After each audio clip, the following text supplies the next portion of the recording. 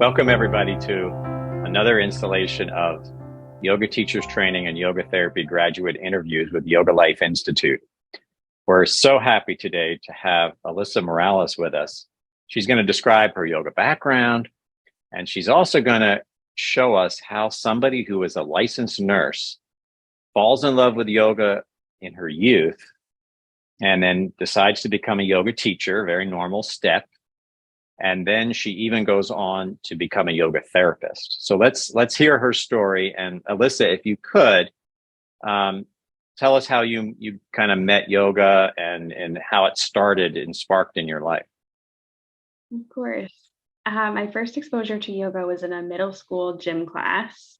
So one of those like pop a video in and then we just follow along, teacher gets to take a break type of thing. That was my first exposure. And then throughout high school, I suffered a chronic illness and some of my practitioners prescribed yoga and I would go to group classes. And at that time, it was a little bit challenging just because of the discomfort of the physical illness, but it was also a place of profound peace. So this high school was where you're from in Rochester, New York? Yes. So I'm going to guess that first video, did you enjoy that, or was it just kind of like a thing that they did? Yeah, it was more just like why are we doing this? Glorified stretching type of, yeah. Yeah. So you didn't really connect the way you did when you had those teachers in your teens. Exactly. Mm-hmm. And so you said the yoga was was like a refuge or something. Is that what you said? Yes, a Or it lot was of very peaceful. Mhm. How did so you were probably just doing yoga poses, right? Yes. How did that give you peace? What do you think were the key elements? I remember the first thing was the pace of the class. And I'm a very like high energy, like kind of, need to get a lot in the day, to get a lot of movement in the day. So it was a space where I could still move, but it Uh-huh. was slowed down and there was a lot of Mm, inquiry. I didn't really ask myself many mm, questions, especially when you're sick. You're just frustrated that your body can't perform the way that you want. And the pace of those classes, while coupled with the cueing of the teacher, helped me to explore and relate to my body in different ways. mm. Very interesting. Um, oh, go ahead. What are a couple of those ways that you related to your body? I'm going to imagine this is like instrumental in motivating you to be a teacher. Very much so.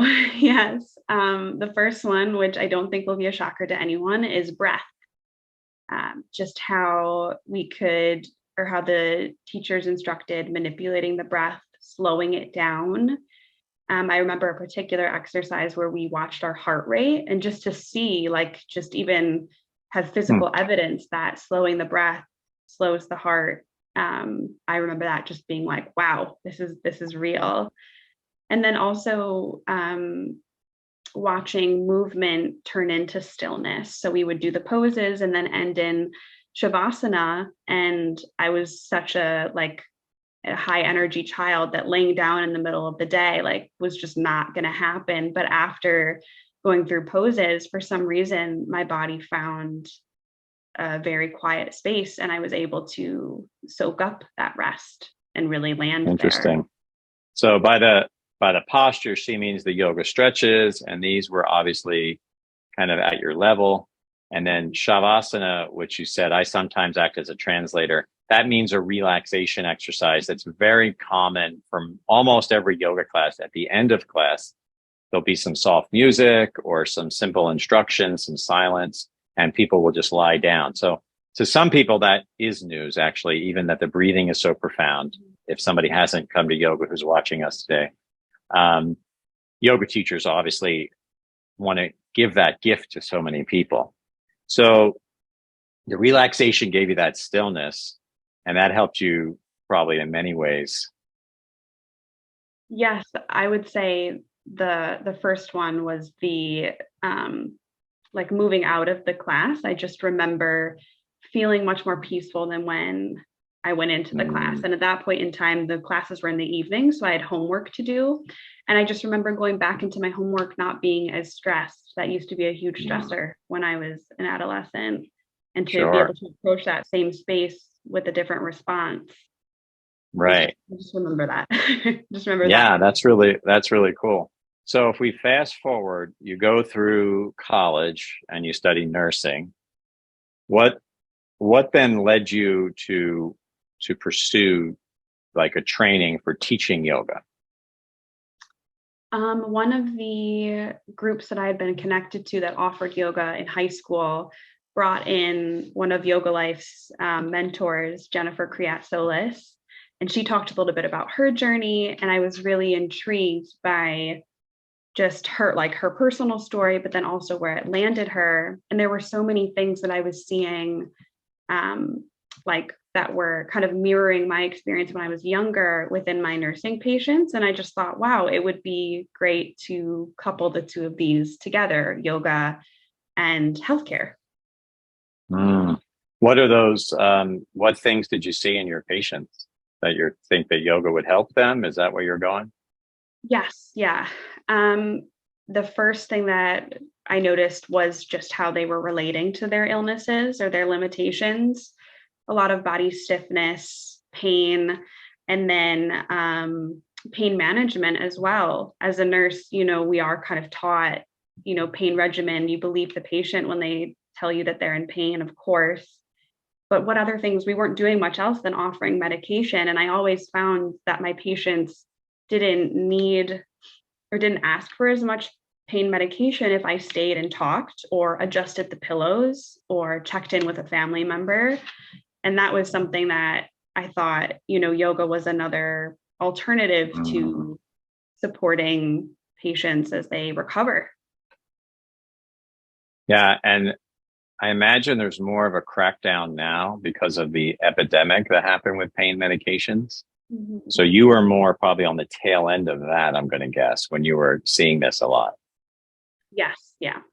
right? When there was like a time when I think that there may have been an overprescribing. Like Mhm. somebody mentions a small thing of pain and they immediately want to prescribe a medication. And so you learn just with like bedside manner and kindness and listening that people just then their pain dropped. So now with being a yoga instructor and a nurse, have you seen that increase now? Yes, especially with one-on-one with patients. I work mostly private duty, so I get to know my patients very well, and things that you get to learn just from working with them every day consistently is how does the medication affect them, but then also what other interventions work. And just as going through yoga training, I had other options to kind of say, if I noticed that my patient was getting anxious, but she was also, due for her anxiety med, could we sit down and take a few breaths? Could we breathe together? Could we take a walk? And more often than not, that would help support her in moving through that experience without needing that additional like medication push. Oh, so you had, just so I understand us non-medical people, she had a certain medications that you probably gave her, and then she had optional ones that you were to decide about. Yes, Is yep. that So there are correct? like scheduled Oh, medications, and then there's what we call PRNs, which are as needed. And those as were the needed. ones where, you can take every 4 hours, but it's up to the provider. And then, like when I'm in the home, the nurse's discretion of whether or not to administer. Wow. That's pretty profound. Yeah. You know, my short anecdote will lead you to the next point, but I thought that the nursing, when I was doing my PhD 25 years ago, I knew all the things that you just said. And I had seen that with clients, asthma medication, diabetes, all these different medications that people had, their dosages would either not be used anymore or they would like drop in half or lower. Mhm. Like guys' blood sugar stabilized. Like who thinks that, right? So I started seeing this in front of me. And so that must have really motivated you. Yes, entirely. Mhm. Yeah. Like to then Because you basically gave them like a deep breathing pill, Yes. Yeah. kind of like ostensibly. And Yeah. then deep breathing has other benefits. It like causes your lymphatic system, it causes all these other things to move, causes your mind to quiet, your nervous system, your digestion improves. Whereas an anxiety pill just is temporary. Right. Exactly. Yeah. Wow. I didn't know that. That's pretty cool. Yeah. So when you did your training, you were in an online program, and that seemed to go very smoothly for you. Yes, it was completely ideal is kind of the way that I would describe it. I was a traveling nurse at the time. So YogaLife's program allowed me to still be That's right. close to my patient and also to get this education and then merge the two at the That's same right. time. I remember that you got to avoid that New York. She lives in like northern New York, We and did. you got to miss that winter when your client went to Florida. I remember for a couple of weeks. Yeah, that was pretty Yes. cool. Yeah. So you've kind of almost already told us why you then wanted to continue into yoga therapy, which would be working with clients one-on-one specifically. And yoga teachers training, if you all don't know, is the prerequisite of doing the yoga therapy course. So was that the main reason to just continue further, or were there other reasons? I think that was the main reason. I think the YogaLife program did such a great job of preparing me to be a teacher while also supporting like my own personal growth and introspection. And at the end of teachers training, just what I had seen within those few months with working with my own patients and implementing some of the yoga techniques, I just knew that I had scratched the surface of Oh, yoga in this space. right. So I guess I didn't really ask you. You just mentioned your personal growth.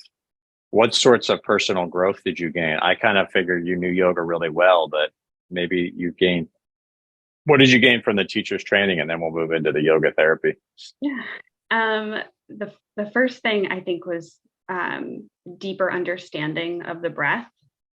I think that's something that even in nursing school, we talked about how you breathe and the respiratory system, but to really go into like the 3D, like when you're breathing, how it's a 3D experience, it's not 2D. And then to bring that into the poses, I would go to class and we would, talk about the breath and linking it with movement. And then I would get time on my own mat to play with that space and see what happened in my own body.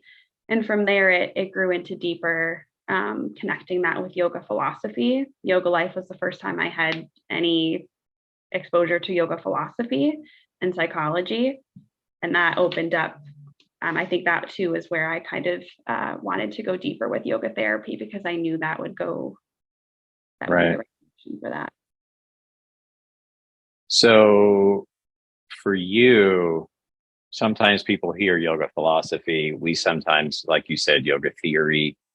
Um, Tell us a little bit about how that affected you, because the average person thinks yoga, and we say that's small y yoga.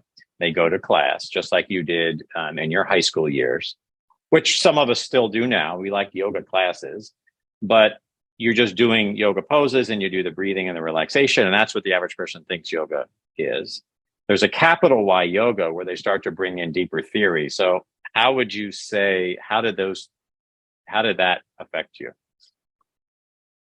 I think the bridge for me was in the YogaLife program. When we started with philosophy, the first exposure that I had to philosophy really was in a yoga class when the teacher begins with centering and connecting to your breath. And I remember this one teacher, she would say, connect to your higher power. And I always, or like your inner self. And I always remember being like, I don't really know what that means, but I feel what she's saying. And then you'd go through class and, move on and out of your life. But in YogaLife, we talked about what that really meant. And one framework that yoga, capital Y, has is the koshas, which is like the layer of the human experience, which at the core of it is that inner wisdom, that blissful state. So to see it in class and then to connect to it later on in life was like, wow, this is right. So those five would be 5 layers of a human being that Alyssa's referring to. So the physical, the energetic or the breath, which you've mentioned, the emotional, the intellect, and then the spirit. And so like when you learned that framework, you were probably introduced to this some degree in your teacher's training too. But when you learned the framework, it suddenly all made sense when you didn't have a time to maybe have a lecture on theory in a regular yoga class. Yes. Yeah. Like it was kind of like, oh, that's why the yoga teacher said that. Got you. Yeah. And then, of course, there was a lot of other dominoes probably because there's a lot of other theories. Yeah. Many. So then you would be able to apply those and help you understand your life better and help you understand how the yoga can help. Yes. Yep. And how it's all connected. Mm-hmm. Yeah. So then I'm going to gather that say you now as a yoga therapist who works with a nursing client or even a yoga therapy client, then you would start to see them through this theory and you would say, which area of them could I work on? Is that how you now apply it? Yes.